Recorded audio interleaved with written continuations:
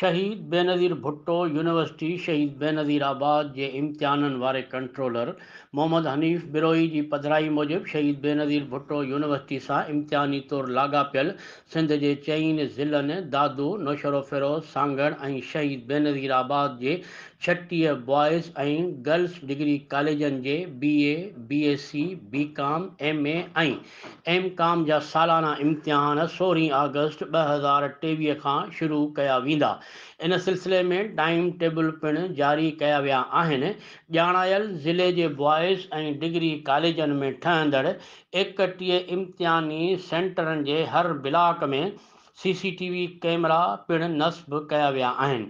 ॿिए पासे wise chancellor professor doctor Amanat Ali जलबाणी जी ख़ुसूसी हिदायतुनि ते इम्तिहानी सेंटरनि जी निगरानी लाइ मुख़्तलिफ़ विजिलेंस कमेटियूं पिणु जोड़ियूं वयूं आहिनि।